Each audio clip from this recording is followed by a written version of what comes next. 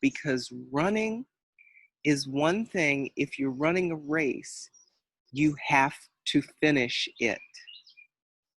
You have to stick with your training, or you're not going to do well.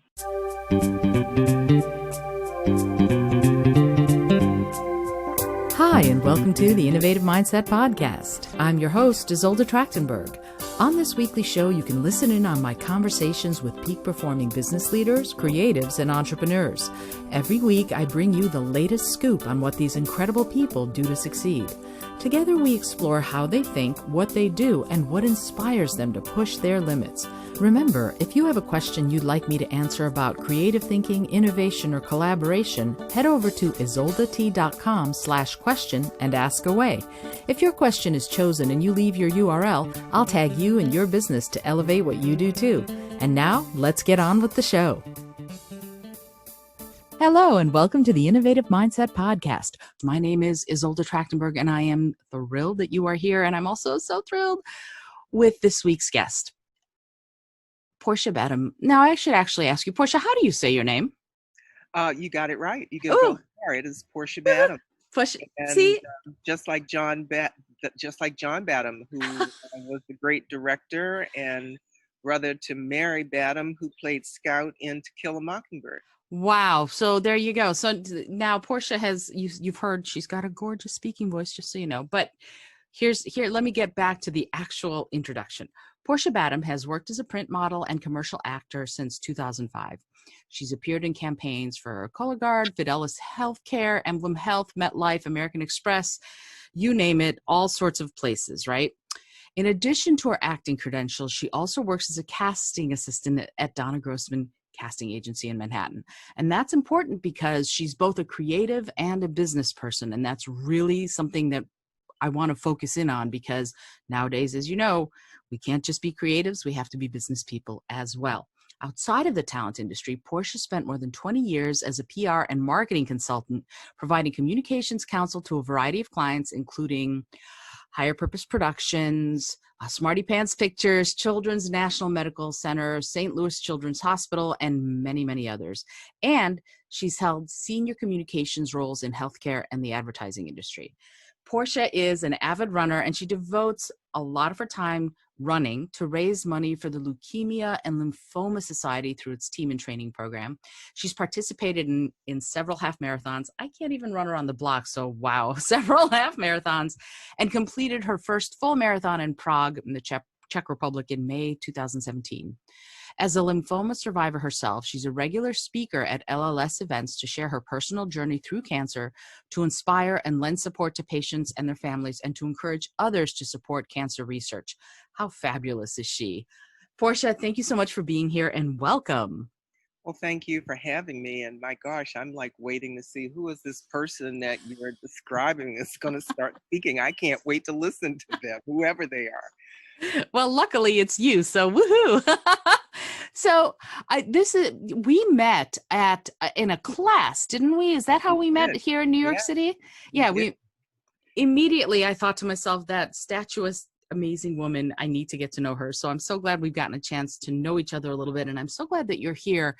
You are a real Renaissance woman. Just looking and researching at some of the things you've done, you have so many interests. You have, done so much work in PR and communications. You're an avid runner. You're an actor. You do so many things. It's called the curse of the creative. I call it having a short attention span for myself. Well, it truly is. And, if not to sound so new agey, which the term isn't so new anymore, but true to my sign as Pisces, we are very creative people. And so I just can't quite get away from that. And I found that, I have done so many things because it's always finding that creative, and I kind of get bored with things after a while, and I'm on to what is the next thing to do. And, even when I gave you some information so you could put together that wonderful intro that you did, there's still some things that I really didn't even include in that sometimes I think, oh my God, some of people say she does all of that. Good heavens. But to me, it never seems like enough. So uh, It's that's that's sort of my, as I said, it's the curse of the creative. it's interesting that you say that. My husband is a Pisces also, and he Good man. has yeah, I'm keeping him. So yeah, it is interesting because it's the same sort of idea I think that he has, and he gets bored easily, and he runs from one thing to the next, and is constantly doing something, whether he's drawing or painting or juggling or eating fire or walking on stilts or acting, whatever it is he's doing something. And with you, when you're doing all of these different things, do you have, I'm going to ask a strange question because I normally ask how you got started, but I'm going to ask you right now, do you have a favorite of all the things that you do? What's the thing that makes you go, wow, I so love this? Um, that's interesting. I don't, and I probably should have a favorite, but I don't.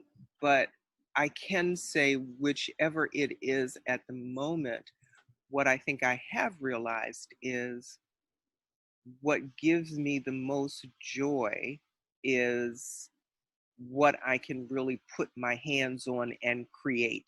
Because of course, being creative can take many forms. You can come up with creative ideas that are then, for example, in my work that I did as a PR marketing person, oftentimes I was creating ideas that I was passing on to my client that perhaps they were going to be involved with implementing. So it was the wonderful idea of creating that, which excited me. But I find the hands on part of creativity, I think, is what really kind of rocks me the most.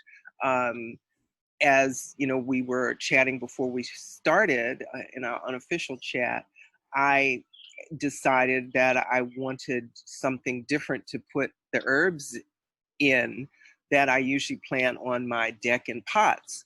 So I decided, okay, what can I do? I looked on Pinterest. I saw this wonderful vertical garden that they used pallets to make that. And I thought, I don't want to do pallets. That's just like opening up a box and assembling a couple pieces.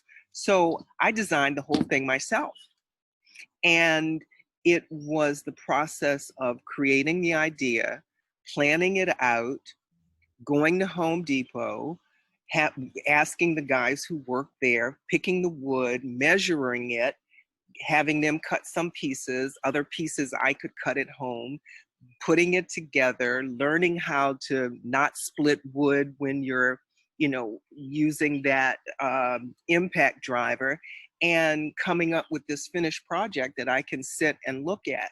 That whole process, because it really incorporates a lot. It's hands on, Mhm. but you've got to use some analytical skills. You've got to learn how to ask questions. And you have to learn how to sometimes improvise on the fly. And I think it's all of those pieces put together when you really are hands on that thrills me the most. And I think that's what, as I said, really rocks me about creativity and doing all that. That's so fascinating because you can break that process down into learning an instrument, into Mhm. learning how to paint, into learning Exactly. dance moves. It's ultimately the same process of coming up with the idea, but the Mhm. idea is not the only thing. It's, Oh, as you put it, the manifestation of it. How do you personally create the thing you've decided you're going to design? exactly. Had you ever designed anything before, or did you just go, I saw this on Pinterest and now I'm going to do it? Well, yes. About a year or so ago, I moved into my new house about almost 4 years ago, and was fortunate enough to be able to kind of design and decorate it top to bottom when I moved. But I couldn't find a coffee table that I liked. Mm. So I literally went 2.5 years without a coffee table. Not that in the grand scheme of life that that's a huge deal, but it was sort of that one piece that would sort of finish off my living room for me. Hmm. And I decided I couldn't, I'm one when I can't find something, then I make it. I used to be that way as a kid when, didn't have a lot of money to always buy new stuff. And I would want a new outfit to wear to whatever school thing or party or event. And I would make it. And I would sometimes have in my head what I wanted and I couldn't find it. So I would get the closest pattern. I would alter that and make it the way I wanted. And so that's what I did with my coffee table. I looked again on Pinterest and some other places, saw a couple of ideas, had one idea here, one idea there. I knew I wanted the big old like caster wheels Uh-huh. that looked like the railroad wheels. I knew I wanted that. Hmm. It started with I saw a type of sort of shiplap wood again at Home Depot, and I to be the top. And then the idea just continued from there. And this one I literally designed and then created, and now it's my wonderful living room coffee table. That's fascinating. I love it. But that was I that's probably the first real thing that I tackled that I didn't have a clue what I was doing, but in my head, um, I was a great carpenter. I love that. Let me ask you then, how important do you think it is to have the vision in your head before you start? Or is it okay to go, I'm just going to see what happens when it comes to designing something like that? Since now you're not such a newbie. I mean, you're still a newbie compared to like a professional carpenter, but Exactly. but how important is that imagining, that envisioning of what you wanted it to look like to the whole process of making it happen? Well, see, I don't think one is exclusive to the other Mhm. because I still think the idea in your head isn't because it's in your head, right? It's this idea that um, it's almost as if you have a telescope and you're trying to find something on the horizon, and you have to turn it to focus in or focus out. So you kind of know what you're looking for, but you have to fine tune it. And I see it as that same thing. You have an idea in your head, but that doesn't mean as you go about creating that idea that process that you still can't be fluid with what's in your head unless you've got just this absolute picture that there's no budging off of it. But that's half of the fun of creativity. It's almost never what you start out with is what you end up with, because you find as you go along, sometimes there are obstacles that come up and you realize the way you wanted to do it is not going to work. So now you have to come up with a creative way to make it work, which may not have been what you started with. And then the end result, for me anyway, almost always ends up even better than what I originally had planned for.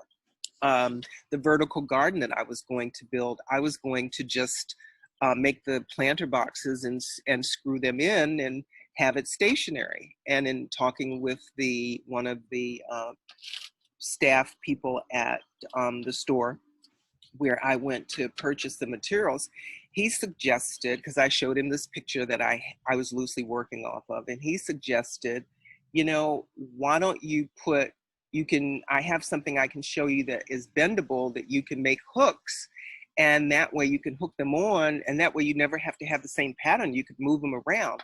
And initially in my mind, I'm thinking, that's not what's in my head. I want it this way. And he Mhm. showed me, and then suddenly I had this epiphany. It was like, wow, yeah, because then I could change the design and I could change the depth and make it look different every year. And for me, that always things changing, that was appealing to me. And now I did it that way and I love it even better. But that's not what was in my head originally, Mhm. because I was open to hearing another idea that I could take and run with it and kind of make it my own and make it work for me. Yeah, absolutely. And it sounds like that staying flexible and allowing a collaboration of sorts with the guy at the store Exactly. and and the things on Pinterest or whatever Mhm. made it even better than it would have otherwise been. And and that's almost true with everything. I used to call it, and I sort of still do, but I used to call it my plan B life, because I find that whenever you are working on what is starting out going to be plan A, things come along that forces you to have to change. And I always say, what's plan B? Now, some people go on the theory of, well, I'm not going to have plan B because I know plan A is going to work. Hmm. And then I think, no, I always want to have plan B, because the time it will take me to think of plan B later is the time that I could have been making it happen if I already had anticipated plan B. So, in some ways, that flexibility is also about having the plan B, whether you have it pre planned or not, but recognize that sometimes plan B is necessary and plan B can be even better. And, if I go back, and I would probably say a lot of us can look at that, if I go back and I look at just where I am now in terms of what I do as an actor, as a PR person, and as a creative. And there's certainly each of those three things flow through each other. Um, this is probably not where I thought I was going to be when I first started out. But then again, yes, because if you look at life taking a 360, I initially in high school had decided towards my senior year that I was going to be a fashion designer. And I actually came to New York, went to FIT, was very frustrated because there's a process you have to follow. You had to sketch first. And then after you sketched, you had to drape. And then after you drape, you made the pattern. And then after you made the pattern, you then made the outfit. And the way my creative brain works, I would see something in my head and I would want to skip all those pieces and just go about the hands-on making of it.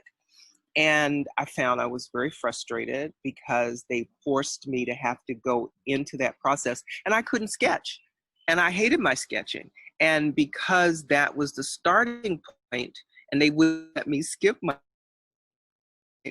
I became very frustrated going about and pursuing that particular career. And so I changed my major, and I looked back at what I had been doing as a kid, where all my other classmates had been sketching and creating. I had been writing, and I realized, okay, I'm going to do that. And that set me on the trajectory of wanting to be in advertising as a copywriter and not being able to get a job doing that. So I ended up as a reporter, which is completely opposite end of the spectrum. But that set me on the route of being a reporter and then going into PR and then having this PR and marketing career. But all the while, that creative didn't go away. And as I then worked as a consultant and then had the opportunity to infuse the creative again, initially I did it as I started making jewelry. And then from jewelry, I segued into handbags. And then from creating handbags, I segued into taking small pieces of furniture that I would find at flea markets and stripping them and hand painting designs on them. And from that, I started physically making pieces of furniture. So this is not where I thought I might be at this juncture. If I look at where I was when I started out, what I thought I knew what I was going to do, but the end result now really is sort of a manifestation of that creativity that I was seeking at the very beginning that just did not go away.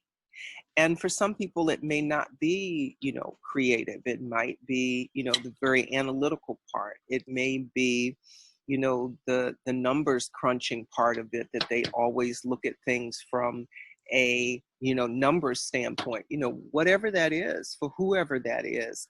you know we we don't necessarily end up where we thought we were going to be, but I'm positive that whatever that is, you still get back to where you were going to, what was that sort of launching pad for you. Yeah. And Yeah. yeah. I can, and I can see that. And it's interesting because it's almost like no matter how far you stray to explore the other avenues, you end up where you were supposed to be going all along.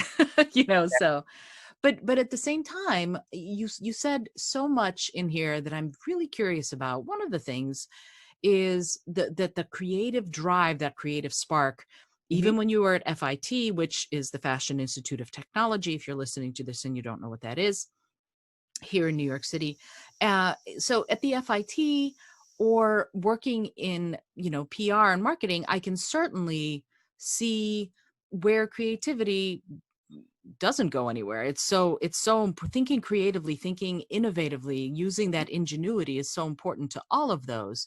And yet it sounds like you had on top of that, especially at FIT, your own your own process for making these things happen. And I understand you said, you were frustrated with the structure of FIT, but after that, after the frustration, after you moved into something else, did you keep, for example, doing the clothing design, or are you the kind of creative who goes, okay, I tried that for a while and I've done that and now I'm moving on to something else? um when I'm actually when I moved into the writing aspect of my life, um I didn't I didn't continue with the creative right away, other than I think I was still making my clothes, Hmm. and or if I got something, I would alter it. Um, and I don't, other than that, the creative, didn't quite happen. Although, even in the writing, you had to be creative. You had to take a creative approach. In order to get the information that you needed, you had to be creative. Um, but now that you actually asked me that question, I realized the way the creative then came out at that point was that's when I started working with a community theater group. And that was So, going to be my next question. So, yeah, that's so interesting because it performing is certainly obviously one of the ways we can be creative. Writing obviously is one. When you were doing copywriting, some of that is extremely, a lot of it I would imagine is extremely creative, and yet it doesn't sound like it was enough because you were like, okay, then I have to go do theater, and suddenly that became another avenue for you. Can you talk a little bit about that, about what were the creative muscles doing in your PR and your copywriting work that was insufficient to sort of make you go, okay, I have to go do acting now? well, okay. So when I left FIT, left New York, and I went back home to Baltimore, I tried to get a job working in advertising as a copywriter. And Baltimore is not necessarily a haven of the advertising world by any stretch of the imagination.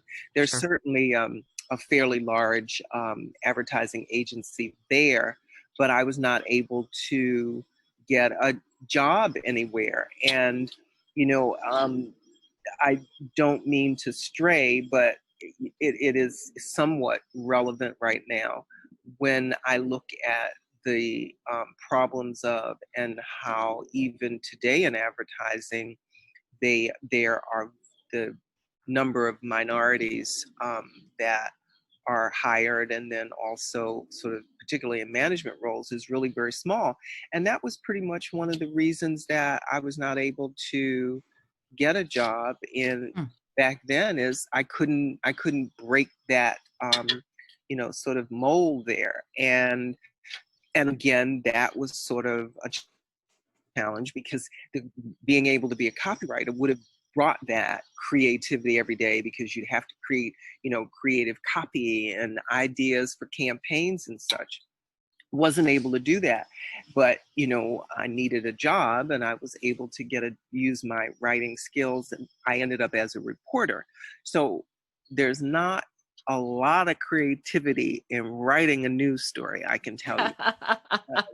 And there might even be more so today, because some of it is fused with culture and entertainment and all of that. That was not the case 100 years ago when I was a reporter. um, but you still had to be creative in your approach. Sure. And what I found, that I would always take an opportunity to be able to write a feature story, because that allowed me the aspect for being creative. And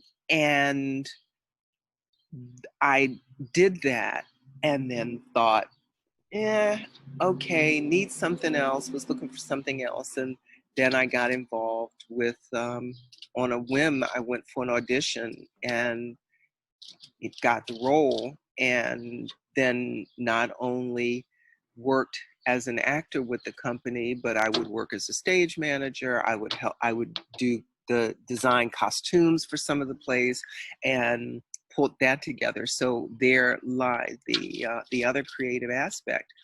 And from there, it was enough to keep the creative juices at that time going. Mhm. And I think as I went down the road, like little shop of horrors that needed more and more and more. So I kept saying, feed me Seymour, you know. I needed more of that creative food, as it were. Now, it's so interesting that you say that. First of all, what theater, since I lived in the DC, Baltimore area for so long, what theater company was it that you were with? It was called Arena Players. Oh, okay. Yeah, yeah, yeah. All right. It was at that time, and it still does exist, which I think now it totally bears this description. But at the time, it was one of the oldest Black community theaters in the country. Mm-hmm. I think it was founded in 1953 or 54, by a gentleman named Sam Wilson. Mm-hmm. And it that theater continues to this day. I mean, has sometimes operated on a shoestring, but the fact that it has survived all this time just sort of speaks volumes. That's fantastic. I love it. So, okay. So we're in journalism, Hmm. and I love that we're doing this all sort of as a timeline. And you started doing community theater. Hmm.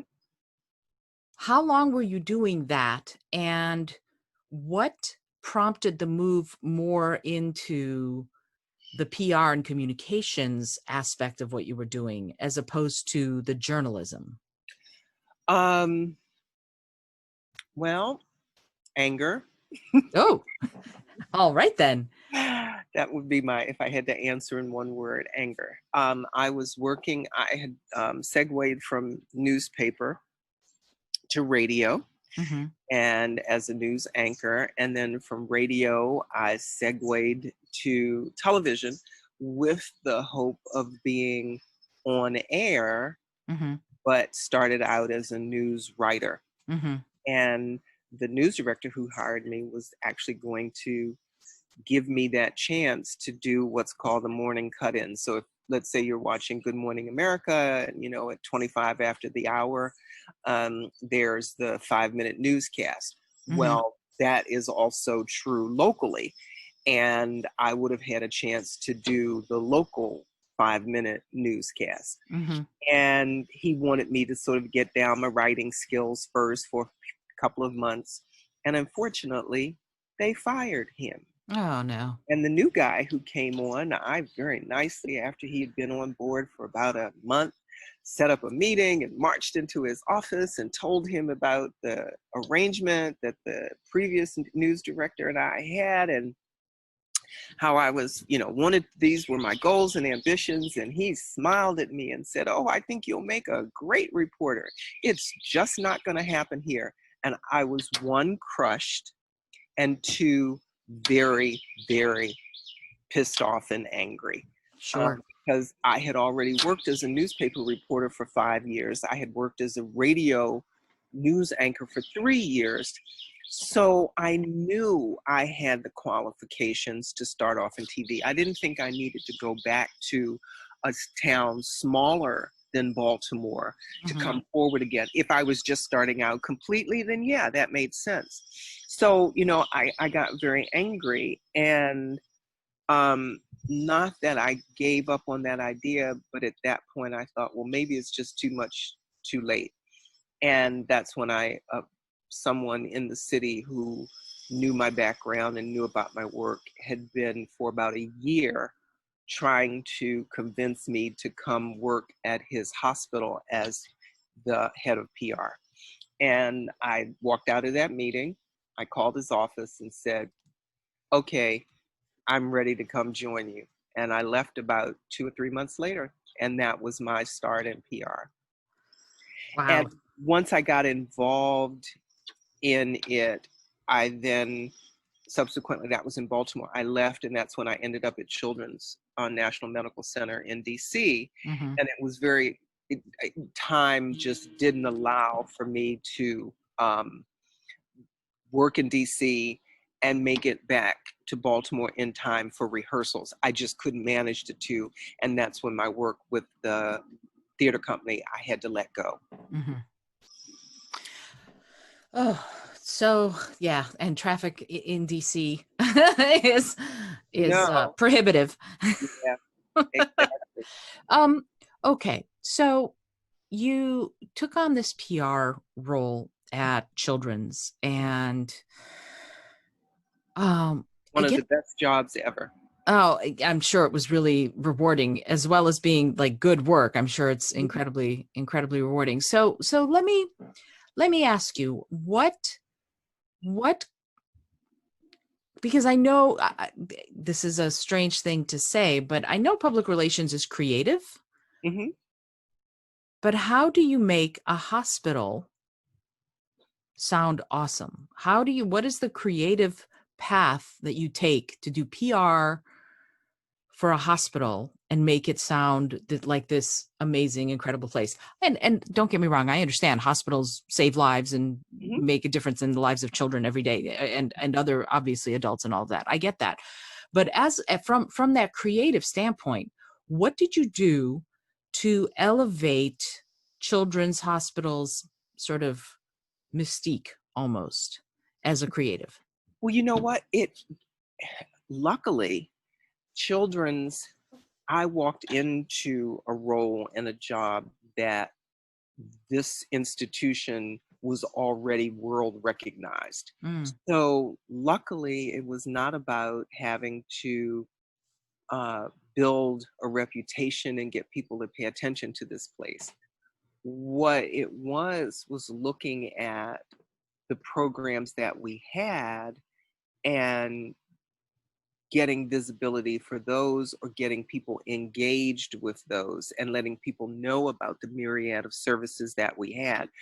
And if you look at it and say, well, how do you do that creatively?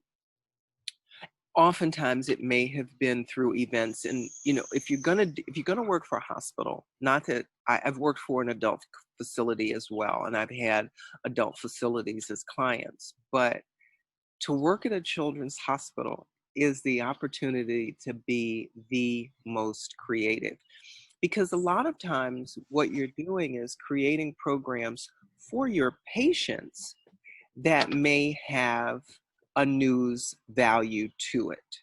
mm, And to work with kids and create these programs, and partner with some of the different departments that involve these kids and see the joy that they had. I remember putting on an event that it was a show that aired out of Washington called Rap City. Hmm. And we were able to convince them to tape their show in the lobby of our hospital, which Hmm. meant all of these different rap artists were going to be coming. Wow. It was so much fun. Another thing that we did, which I always sort of will say these are some of my great moments. I had a chance to work with several first ladies because it was a tradition for the first lady to come to Children's each year to do the annual Christmas visit. Mm. We would put on a program. A lot of it was with the children, and then they would tour.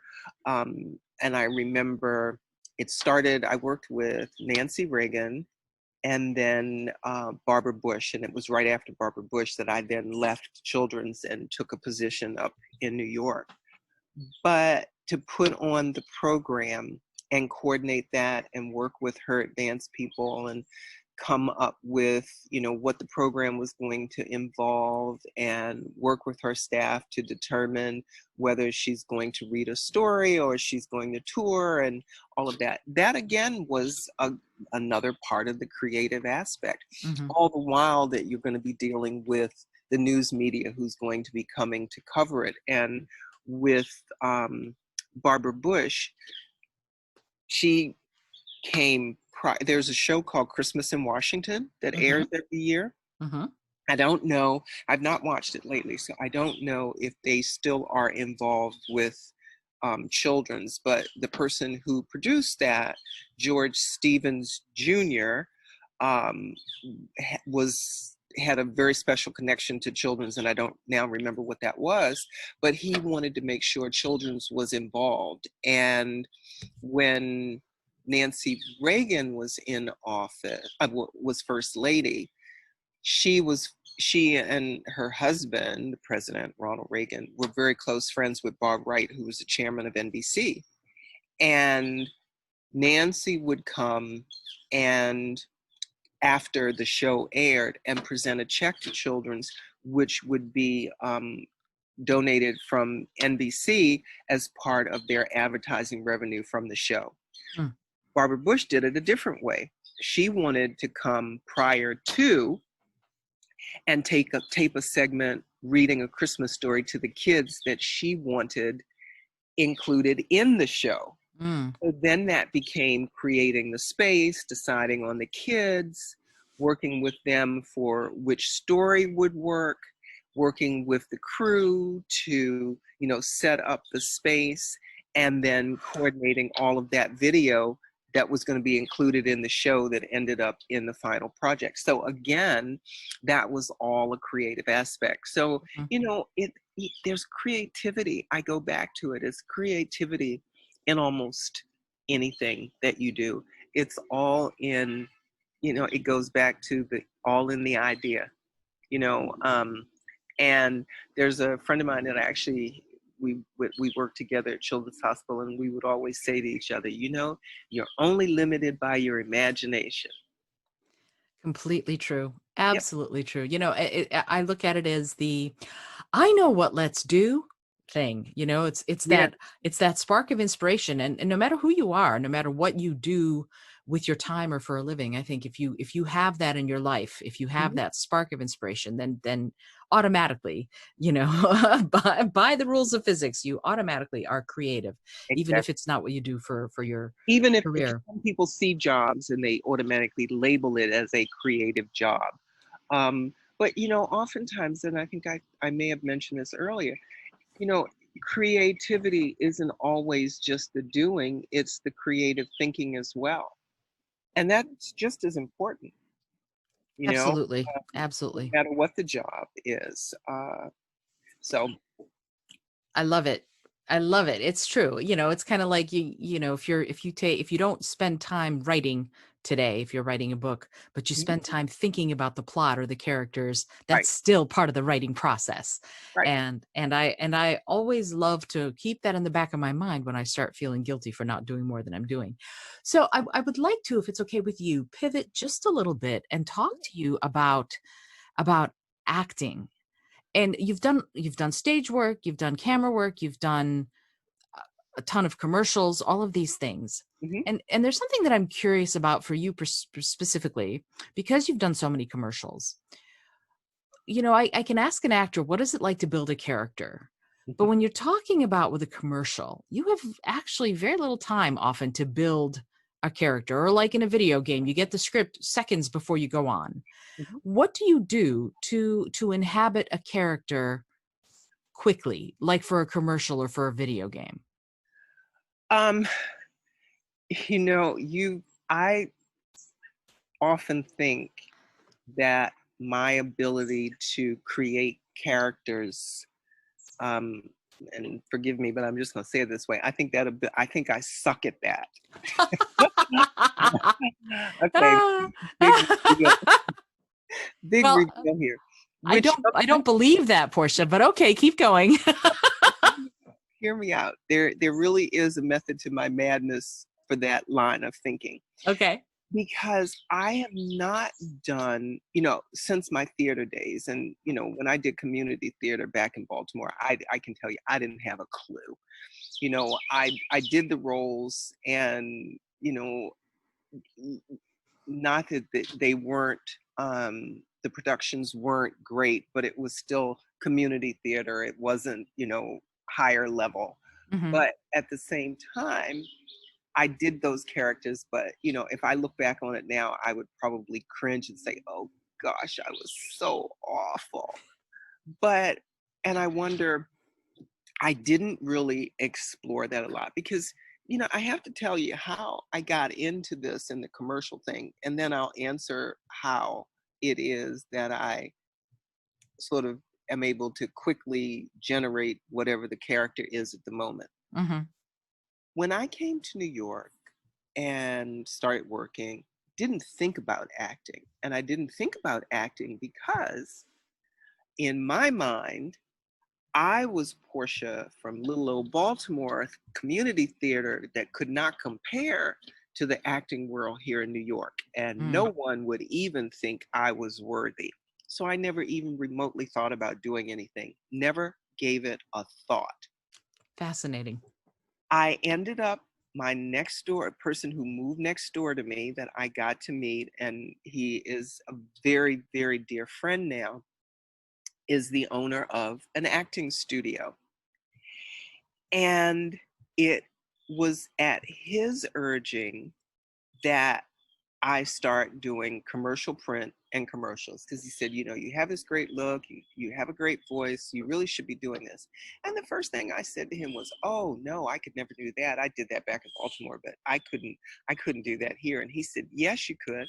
And I said, "No, no." And he said, "You should model." And in my head, I hear model and I'm thinking Vogue. And I said, "Oh no, I'm definitely not small enough to be a model. No, no, no, not that kind of model, real person model." I'm like, "What's that?" Now, you would think a person who works in PR that has some advertising background would have connected the dots that, "Oh, yeah, those people you see in the Tide commercial are actors. Yeah, right, real people." Never connected those dots. Wow. To this day, I still don't know why not. But so I said, I ignored him because I thought he was just being nice as my next door neighbor and friend. And, I finally, when it was about a year later, and he kind of said it again, he had some friends over who worked in the industry and they all thought I did. And I said, "Oh, you all had a conversation, right? He tried to get you to convince me too." And they said, "No."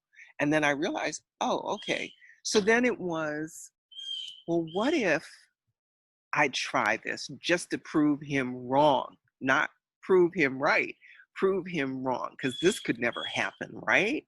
Mm. And I said, "Okay, I have no idea what to do." He helped me with everything, suggested a photographer, helped me pick out my headshots, suggested classes for me to take, did those. And the next thing I know, I was picked up by an agent.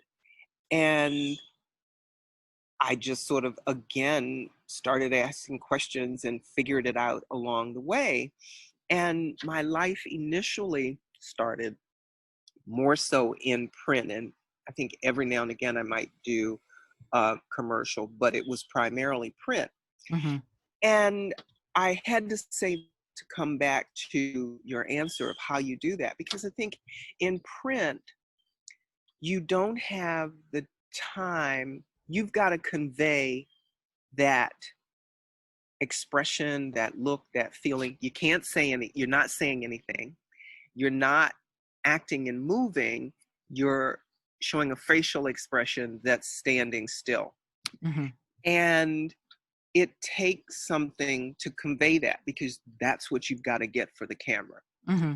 And I think doing that first gave me the preparation to be able to kind of quickly convey what I needed to in a commercial, because again, you don't have a lot of time. And I guess I don't see it developing a character. And the people that do this will probably say, what is she talking about? But this is for me. When I do commercials, I don't see it so much creating a character as much as, for me, it's the other way around. It's just me with that particular issue or problem, which of course every actor, even in acting roles, really brings a piece of themselves into a character. But Mm-hmm. typically that character may be very different from who they are. Anthony Hopkins is not Hannibal Lecter, I hope not. at least he's not been caught, right? Right. But but there was something about that um character that he drew upon, that was something in him that he brought to that character. When I am sort of doing commercials, I don't see it as the person who's the character. I see it as Portia having the problem. So I'm really Portia in that commercial. So Mm-hmm. she's the character. She's not this other defined character that they've created. And that's how I work it for me. That Mm-hmm. may not be how other actors do it.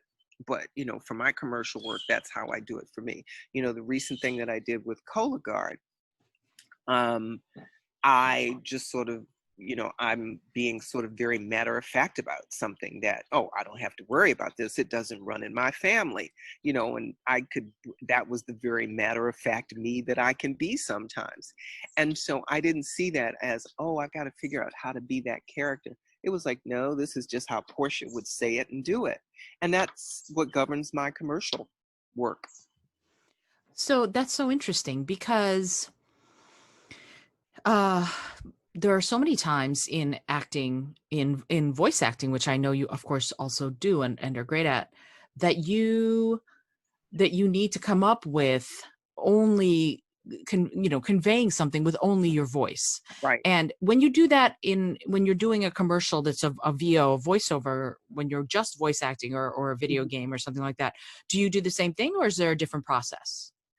It's sort of the same thing because, as you know, from our having done some of the classes together, what I see, and, I think all actors, whether they're commercial actors, whether they're legit actors or theater actors, voiceover actors, are always trying to be their best self, as it were, at their craft.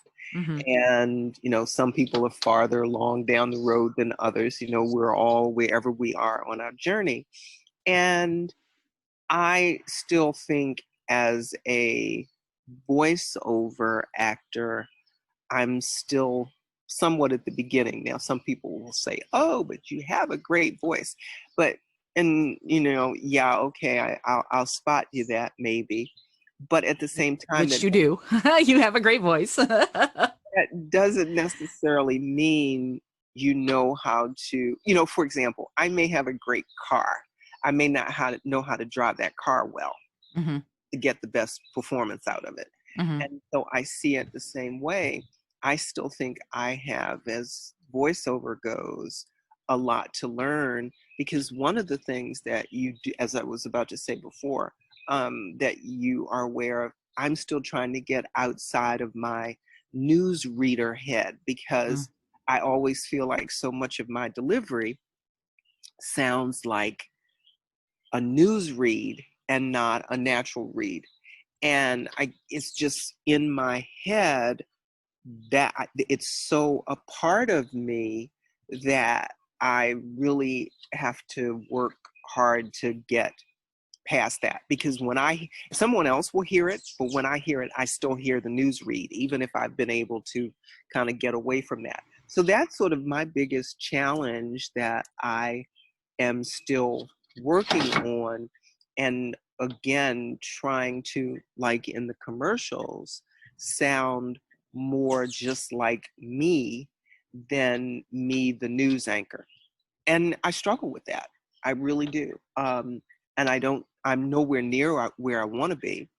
And I know I still need a lot of practice to get away from that, for a number of reasons. One, it doesn't work in everything. And two, even in those roles that are more announcer roles and not character roles in voiceover, they're not doing them the sort of, you know, I'm, Joe Radio reading this. It's not the Edward R. Murrow read of, before. Hmm. Uh, but that's sort of what I struggle with. So I don't quite think I have the answer to that question of how do I do that, because I don't think I'm doing it quite well yet. And that's so interesting because I've heard you read. We've been in classes together, and I think you're terrific. And you sound, I understand what you're coming from as far as the announcer voice. I get it because I came up started doing voiceover in the 80s, and that's when they wanted that kind of read. And so when you Right. start doing it that way, and now we are in a very different Hmm. set of criteria, if you will, so I get it. But yeah, I get what you're saying. And at the same time, I think that, to me, acting it's a never ending process. You can keep plumbing the depths and go deeper and deeper and deeper. And so I think you are, but you're on a journey like everybody else is. You know what I mean? I think you're doing it, but you're on a certain point of your particular journey. And so that begs my question. What's the end goal of your acting journey? Do you have a role that you most want to play, or is this like you're a working actor and you do your thing and you go home and you enjoy your vertical garden? Oh my gosh, that makes me sound so official. Um, and I guess part of it is, you know, we all have sort of those voices inside our head. I have a big voice inside my head that I actually call the obnoxious roommate in my head. And I've even given her a name. Her name is Wilhelmina. And, Wilhelmina says a lot to me. A lot of times I have to tell her to be quiet, go sit over here, don't say anything right now. Sometimes she will cooperate and sometimes she refuses. But, you know, I don't think, and I think it goes probably back to those days at Arena Players, to see myself as the actor that would have that ambition of playing this particular role, that I don't.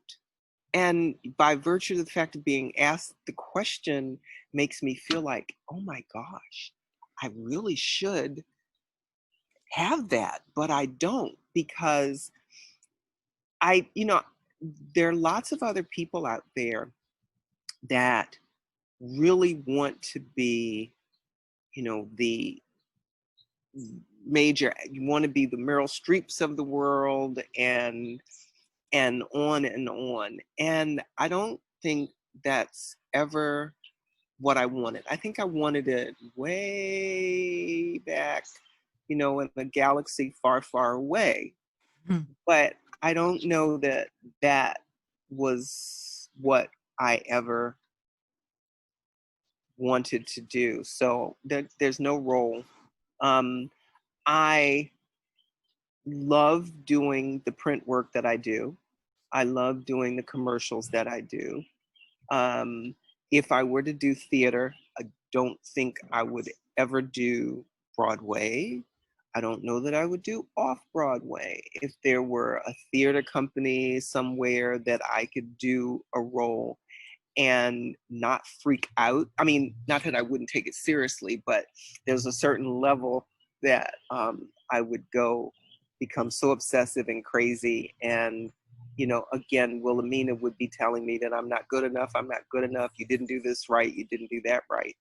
It would put so much undue pressure on me Mm-hmm. that I would not survive it. So I sometimes realize maybe not something you should do to yourself.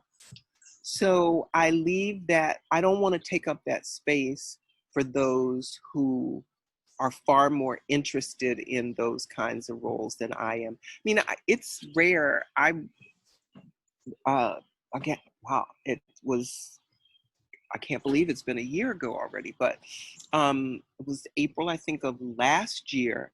I was sort of beside myself when I went out for a role on The Blacklist. And the scene would have been with James Spader. And of course, the whole idea just gave me a nervous stomach for days. Mm. I didn't get a call back, so my stomach quickly got back to normal. And it didn't have, interestingly enough, it didn't have any lines. The character that I was playing was someone who was close to him and a friend. And I was a maitre d' at a restaurant, and he was at his safe house. And I was had brought in a catered meal for him, and I Mm-hmm. was setting up everything. And so we just have the hellos, and we hug, and I basically am showing everybody, taking the lids off the food so they could eat. Mm-hmm. And that would have been enough for me. I didn't have to be the bad guy with the gun or the cop or anything like that. That would have been enough. But that I didn't get. But the fact that I had a chance to go out for it just says, well, you get a chance to work on that. But those be the kind of things that would make me happy and content with what I do. Sometimes it's realizing you shouldn't always go after something just because you think you should. You really, at least for me, I'm one that I think I've got to really have the passion in it. Otherwise, I'm really, one, not going to do well, or I'm not going to finish it, or I'm not going to do it the way I really want to. Which is interesting because the one sort of piece that we didn't talk about, the running aspect, I've realized that when I was going through, if we can just sort of digress for a moment, when I was going through chemo, it is something that strips you of any semblance of strength and energy. And as physically fit as I had been before that, I was sort of feeling like I may never get that back again. And I have no idea why, but I decided when I finished, I would start running, which I had never done before. And I actually hated running. But, I've realized that my choosing running wasn't, while I did choose it to get my strength back and take on something that was a challenge that wasn't thrown upon me, and also at the same time raise money for a very important cause, the Leukemia and Lymphoma Society. But what I realized is, as crazy as it sounds, the running taps back into the creative and getting bored in life, because running is one thing. If you're running a race, you have to finish it. You have to stick with your training, or you're not going to do well. Mm. So there's a certain amount of commitment you have to take. You have to be creative with when you can fit in your time for your runs and where you can do them and how you do them. But most importantly, you've got to finish it. And it was at that point in my life that running became this something that I could take on, that really forced me to be involved, to be engaged, to, if it was raining on a particular day, then I had to be creative, say either what are you going to wear while you're out there running, or if you can't run the day and you've got to get an X amount of miles by this particular day, how are you going to do that? But you had to figure it out. And it satisfied that need. And again, crazy as it sounds, no one would ever think running is something that, you could look at strategically or you could look at creatively. And I think the reasons I ended up doing that actually satisfied both of those. Fascinating. And oh, hold on one sec. It's interesting that within that you're maintained, like you're truly a creative spirit. And so even with something like running, which I literally about half a block and then my knees hurt, so I don't run, but it's interesting to me how many people I know who are actors. My friend Mason she's a triathlete, that's one of the things that she does. And I know a lot of people who say that one of the things that happens when they run is they get ideas, Mm-hmm. is that creativity just flourishes for them. And sometimes they have to stop and grab their phone and record whatever thought they had, because it's a time for when your body is doing something that your mind can wander and imagine. Does that work for you as well? Absolutely. Absolutely. I find that there's that one time that I can just sort of let everything go. And I end up creating. If there's something I need to write, often the copy will come to me. If it's something that I want to make, Mm-hmm. um, you know, I can be actually literally, I can tell you, I was visiting a friend in Southern Maryland, has a home near on the water. And I got up one morning and I was taking a run and running along, and I literally see some tree branches that have fallen. And I looked at those, I stopped, I picked them up, and I said, oh my gosh, this would make I could use this to make a beautiful wind chime. And I had found some little bells at a little shop some down in New Jersey, in the New Hope area. And I thought this will be perfect because I'd gotten those bells and saying one day I'm going to make a wind chime. And I Mm-hmm. thought it would. And it was while I was running that I just looked over and saw these tree branches that had fallen. And I think the way some of the bark had come off and some of it was smooth and some of it was rough, I looked at it in that moment and I could see the creativity in it. And it was while I was running. I love that. On top of the creativity inside yourself, it was found art, Yeah, happenstance art that you came exactly. across. Ah, that's terrific. So I have one other area that I would like to ask you Hmm. about, if it's okay. You work at a casting agency.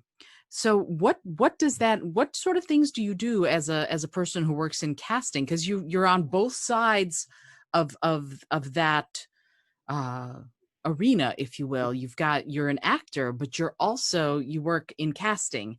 And how does that work? And what sort of things do you do as someone who works in casting? So, my work at the agency involves a couple of different things. I'm pretty much running the waiting area where everyone is coming in and signing in and making sure paperwork is filled out, people are going in at the right order, that hopefully we don't get backed up, that people are wearing what they're supposed to wear, because oftentimes it's very specific. And, we cast a number of different, categories and ages because we do adults and children. And we do print as well as commercial. And oftentimes we're doing, not that we do specific fashion, but there are times we're doing some products that sort of fall on that category. Like we may be doing sunglasses. So the types of people that we're bringing in are going to fall more along those that work more so as models than actually actors. Mm-hmm. And that in and of itself brings a different type of person with different sensibilities when they're coming for their castings. But in addition, I work with the different agents of people they're submitting. I'm often making selection, working with the casting director on some selections of people that maybe we're going to bring in. Often when we're narrowing down what the choices are. But the interesting thing about working there in that role, that if I compare it to my work as an actor, I can say it's been very insightful because I get a chance now, and I'm not always involved in all the decisions of who's chosen, but I'm in the room when it is. And so I had a chance to learn from that in terms of roles and what people bring to it when they're casting. And, you have some people that come in and take it seriously. There's some that just roll in and do it. Uh, and, at the end of the day, it impacts the choices.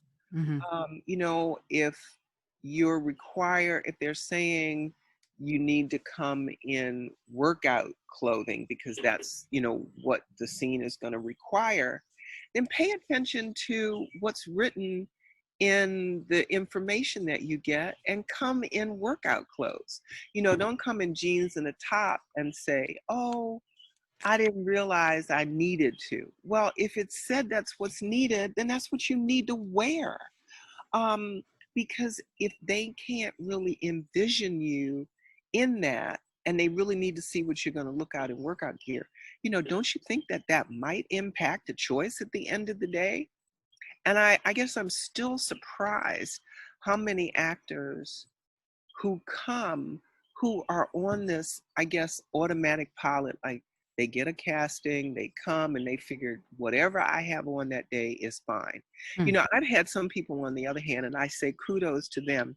They have come, and they come in because they've stopped at the Nordstrom rack near our offices, or they've stopped at Target or somewhere because they realized they didn't have what they were supposed to wear. So Mm-hmm. they went to that store. They've asked me, is there a restroom I need to change? And they go down the hall and they come back and they're in what they need to wear. Now, having a lab coat sure is a simple thing, and I would say anybody that's ever going to go out for anything medical, there are times that the casting director may have lab coats. We do. So people are in luck with us because Donna Grossman is such a wonderful casting director. She tries to have and equip the talent that's coming in to give them the best head start. And we have so many different types of items, including workout clothes, but sometimes Mm-hmm. what we have may not fit everyone who's coming in. But it's really about paying attention, reading the information you get from your agent. And if it's not included, ask. Don't say, well, the agent didn't tell me. Well, okay, ask. You know, and as I said, I'm amazed to see how many people who show up halfway. And I've realized it makes a difference. I also have learned a lot when I have not gotten something that I thought, well, darn, I thought I really got that one. And you don't hear anything and you don't hear anything. And of course, in this business, you have to have a thick skin because not everybody's going to get everything. And as you would like to think, it wasn't necessarily because I didn't do a good job. Sometimes it's just a matter of what they are looking for. Sure. And they don't know it until it walks into the room. And I've learned how to let go of the choices even more.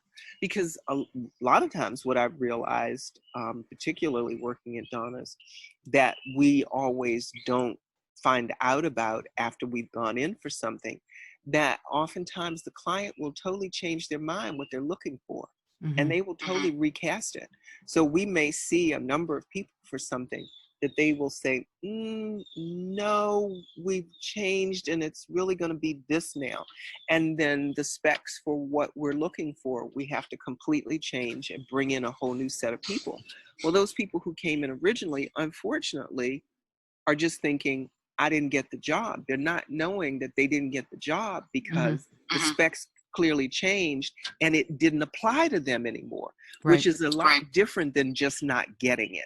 Hmm. And so it really, I think I walk out of other castings now, even though I was okay with not getting it, I'm even more so okay when I don't, because I realize now there's a lot that may have happened with that decision that I'm not aware of.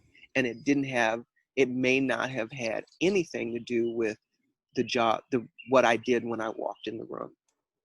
Absolutely. It's funny. I remember I auditioned for a commercial where they had said they wanted someone, in my age range with my kind of voice, et cetera, et cetera, et cetera. And I auditioned and heard back and they were like, "We love you. We're looking at two other people." And I went, "Great." And then I heard the commercial a few weeks later. I heard the commercial and I went, "Hey, I auditioned for that." And it was like an 18-year-old young woman talking. And I'm like, okay, that obviously, because that was not the spec that I'd Right. gotten. So yeah, absolutely. I can see that. But let me ask you, there's so much that goes on sort of in that casting office, that you're talking to agents, all of these things happen. What, a casting, an actor working with casting agencies, they need an agent, I'm assuming. And if so, what steps should an actor go through to get represented by an agent?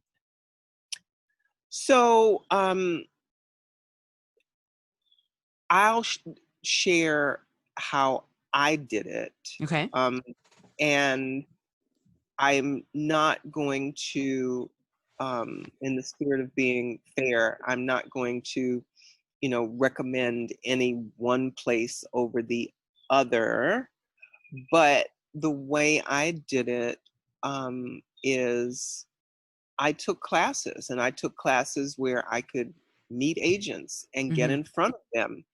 And once I was able to do that, and, whether it was sort of the whole speed meet thing where, you rotate around, there's one place that has something called Print Connection where they bring in 5 print agents and you have a chance to do a half-hour Q&A with them, and then everybody leaves the room, and then you come back in one-on-one and you get a chance to do this round robin like speed dating, and you Hmm. meet with each agent for about 3 or 4 minutes. Hmm. And I did that and got picked up by 2 agents. And then I continued to do some that were just the one-on-one agents and such, or I read for casting directors. I was totally beside myself. I read for a casting director who a couple weeks later um, contacted me, and I went out for an American Express commercial and then was totally beside myself when I got a call back for it. Yay. Um, and I ran into him while after that and asked about the commercial. And I was telling him, I said, well, I was so excited. I got a call back on my first, significant commercial, because that was a SAG one. Hmm. And I said, but I've never seen it. And as it turns out, I think they shot it, but then they never aired it. It changed. Huh. So the most I would have gotten would have been the whole fee, but I wouldn't have experienced seeing what those residuals would have looked like for it. Hmm. But um, you know, it's a lot of people will, be in touch. They'll send the postcards with updates of what they're doing.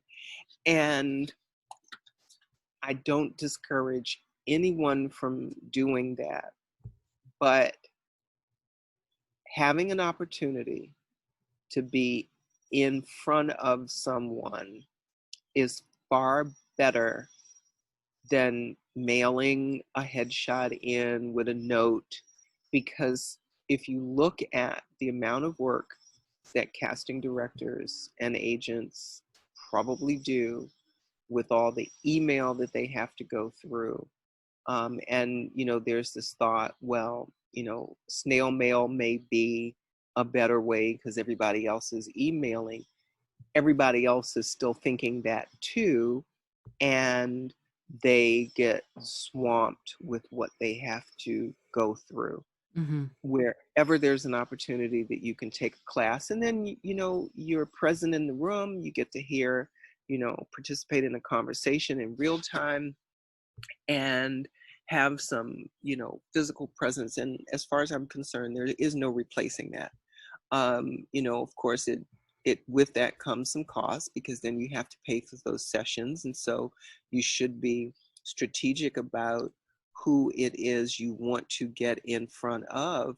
But there's so many places in the city that offer classes that you can meet with agents, and that is how they find talent a lot, because there's nothing replacing seeing that person physically, hearing how they speak, how they look, how they move, what their personality is like, based, and then you pair that up to what they're looking for their roster of talent, which is Mm-hmm. always sort of changing and evolving. So, that would be my recommendation of the best way. Now, I can say with Donna Grossman, Donna, we don't have a, um, we don't automatically call in people per se that we don't know. Typically, we go through one or two routes. Either we are calling in people who are with agents who are already working with agencies, Mm-hmm. or depending upon the role and what it is, we may put it up on casting networks and people can publicly submit. Mm-hmm. So there is an opportunity that you can submit yourself without an agent. Now, some people will submit and they do have an agent, but they may opt to not put the agent down for that if they self-submitted. Right. And personally, I would say I totally agree with that, because if the agent did not get you the work, then I would say, should they get that commission? Right. And but only the individual knows how they want to handle that relationship, with their agent. But it's FaceTime, FaceTime, FaceTime. And I don't mean that through Apple. I mean that in FaceTime, as in the real live in-person FaceTime. Sure. Because I don't Sure. think there's anything that replaces that. Yeah. And And I ended up with, I think almost every agent that I ended up working with, I got picked up through doing a seminar or class. And Mhm. that was, at one point, I think I was working with about 4 or 5, but don't tell them, because they never want you to be with more than one Right. or two. And it's so interesting because we're talking right now about New York City, as far as how things go, but there are other parts of the country, LA, Chicago, Atlanta, that also have markets, maybe Right. different focuses, but markets for acting, certainly. And we can go up into Vancouver, Toronto. There are other places where, if you are an actor and you're interested in pursuing this, that this is something that you might be able to do in other parts of the world besides New York Mhm. City. But I think what you said, Portia, is, there's a lot to it, that this idea of get in front of the people that you want to work with, and give them the opportunity to see you. But having Right. said that, And how do it you doesn't mean just showing up at their offices either, which some people will still think. no, really? Oh no. Yeah, no. I don't mean like that. Wow, I had no idea that that actually happened. But okay, so how does an agent, or actually more importantly a casting director, decide someone is right? Like, an agent decides if someone is right to submit, but how does a casting director, you've seen, I don't know, 50 actors who all look the same, all showing up in workout gear for this one commercial. How do Mhm. you decide who's right for it? Well, first of all, aren't all going to look alike. Okay. Some may be taller, some may be shorter, some may be smaller. Um, you know, if let's say if it's a female role, and then also it depends on categories, Mm-hmm. because there are times that it may be open that they may be considering any female for roles. So let's just say it's a female 30s to 40s. Mm-hmm. That female could be Asian, that female could be Caucasian, that female could be Black, that female could be Indian if it's open. Other times, the role may specifically require Asian, and we've cast things where specifically that person had to be Chinese, for example, not look Chinese. So that meant you were sending someone who was Korean or Japanese. They had to be Chinese. Now, that requirement was set by the client based Mm-hmm. on maybe the product that they were using is something, particularly in pharma, it may be something that only affects people of Chinese descent, not Mm-hmm. Japanese descent. But, that's sort of the starting point. So it's not as if everyone's going to exactly look alike, but it's also the essence of what it is they're looking for in that person and how well they can convey what they're looking for. And it's not always whether or not you did a great read.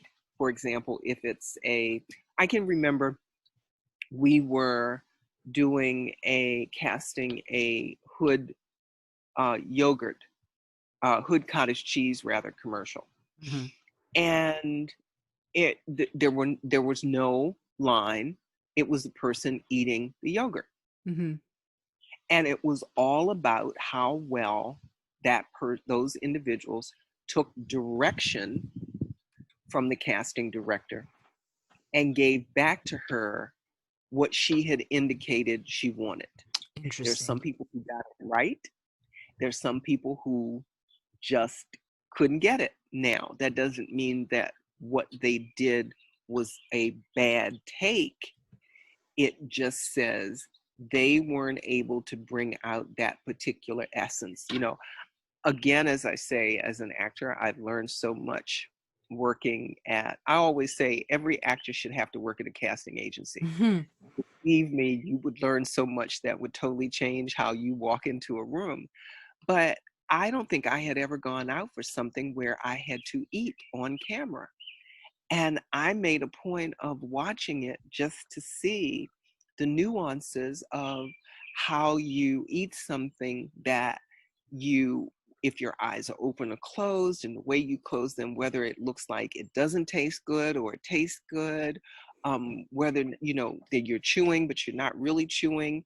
And if you're having yogurt, you're not chewing it, so you shouldn't be chewing, and it's how you turn the spoon, which way you hold it, all fascinating. But Wow. it all got down to who was able to take that direction that was given when she said, okay, this is what I want you to do this. And then they go through it. And Donna's very good about really kind of giving people very, very good instruction, but also giving them, a few takes to get it right, probably more so than some other, casting directors who you get like one or two, and that's the standard. And you get it, if you get it in two, great, but they're not going to spend a whole lot of time. Donna's really very wonderful in that she will really give her actors a little more time, but at the end of the day, it's who got that interpretation right and who followed those directions the right way. Hmm.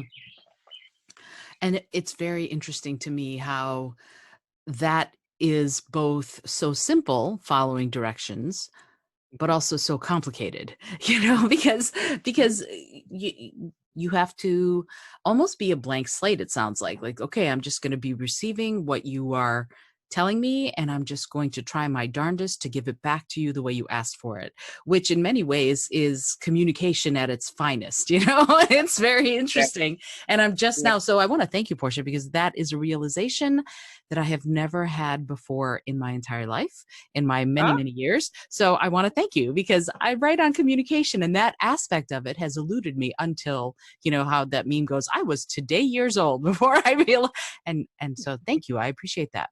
well, Uh, I'm glad to share that. But as I said, it's really great training ground. If I just say, if I could make a wish come true, I think every working actor, whether it's voice or whatever, especially those that are really trying to make some real headway, to have a chance to just work at a casting agency for a day. One, you'll learn a lot, but two, not only will you learn information you didn't know, you will also learn the things that you shouldn't do. But mhm. more importantly, you will get great insight of the kind of things that you can do that can help make a difference in getting the work. And if you're a working actor, that's what it's about. So, okay, I'm going to ask you. I have just a couple more questions, and then I know you have a life to get back to. So, just a couple more, if you don't mind. What does success look like for you? Ooh, you're coming up with some really good questions that are kind of putting me on the spot and making me think. Ooh, um, wow. Do you want to think about that for a minute?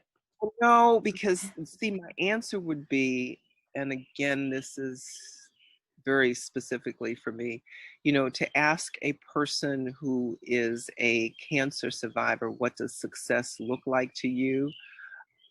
My answer is, um, this is what it looks like. I already see this is what success looks like because I'm still here. So whatever it is I do after, this time, it's all the icing, I suppose. It's all gravy. Yep. Yeah. Yeah, that makes a lot of sense. And it's interesting. There's a tattoo that I've always wanted to get and have not yet gotten, and it's the words "I'm still here." Ah, It's such an interesting juxtaposition of yeah. remembering who you are, where you are, and why you are all at the same time. So I Well, find that I fascinating. have one that I want to get too. It's not going to be said so nicely like that. And so we can go get them together. Okay. It's a date. I would love it. Uh, It's a deal. Absolutely. No, absolutely. We'll have to find a good tattoo artist. If you know of a good tattoo artist, drop me a line, and especially in New Yeah, York City or New Jersey, because yeah. there are two people who need tattoos. There's one I know. I have who's done the ones that some that I have. I need to track her down because she's pretty much the only one I will trust. But Ah, I will take your uh, recommendation then.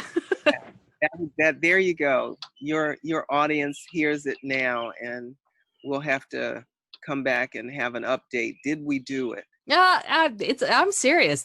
I know exactly where I want it, and it's gonna happen. We should definitely do that. That'll be really, we'll do an Definitely. episode again in a few months and put up the pictures. Here are our tattoos. Um, so okay. I want to just make sure that people know how to find you. Do you have a website? Oh, okay, no. Okay. Bad news. Uh, they can find me on Instagram Uh-huh. at I am, as in the letter I, the letter M, so Portia. I'm so Portia. Is Uh-huh. that what it is? Ah, I love it. That's great. And then on Twitter, um, I am PR ad gal. PR ad gal. Hmm. I have one of my dear friends and the accompanist when I do my singing music gigs. My accompanist and partner is Piano Gal. So, Yeah. all right, PR Ad Gal, and I'm going to put that in the show notes so that people can find you and follow you, and you can increase your followers and fans by a little bit. That would be great. Yeah, and And anyone who wants to reach out and has any subsequent questions or thoughts or comments to share, definitely do that. oh, I appreciate you saying that. Thank you. Well, thank you. I have one more question, but first I want to thank you so much for taking the time to chat with me for the podcast. I think you're so wise and so brilliant and so wonderful. And I'm really grateful that I've gotten to meet you and get to know you a little bit better. So thank you so much for joining me for the show. Yeah, thank you. Hopefully this has been just sort of my journey, and it's the view from where I see it, and some things that have just sort of collided in my life and have happened still amaze me, but it's sort of my journey, Yeah. and always happy to share what I've learned on my very interesting sort of circuitous route of life. Yeah. And you're still here, and I am still here. that's beautiful, and I love it. And I have one last question, and it's Uh-huh. something that it's a strange little question, but it's a question that I ask everybody who's on the show. Okay. And the question is, if you had an airplane, and they were going to skywrite something for you that the whole world would see, what would you say?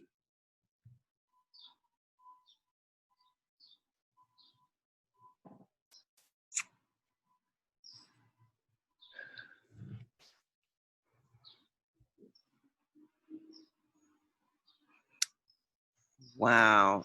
That the whole world would see. Mm-hmm.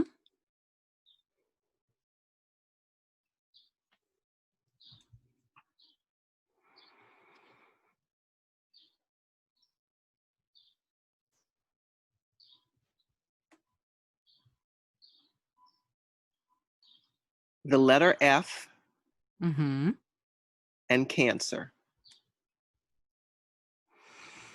Is that also your tattoo? Yes, it is. I had a feeling. That's very succinct. I appreciate that. Yeah, that makes all sorts of sense. And I appreciate you being um, so honest about that. I think that I'm really grateful to you for that, and more power to you for not only surviving but thriving. Good for you. Yeah, because I am a thriver. I'm not a Yeah. survivor. I'm a thriver. I always say that. Yep. I'm And not a bit surprised. yeah, Awesome. Well, Portia, once again, thank you so much for being on the show. thank And you. It was great to have this chat. yeah, so much fun, so delightful, and so much wisdom dropped in such a short period of time. Hopefully. This, oh, you're so sweet. If you like what you're hearing, and obviously you did from today's episode, please consider leaving a review on Apple Podcasts or iTunes or Google, wherever you listen. Leave a review, comment, let me know what are the things you're thinking about with respect to creativity and how we can be successful creatives in the business world and beyond. Until next time, I am thrilled that you were here. This is, again, Isolde Trachtenberg, and I send you all of my love.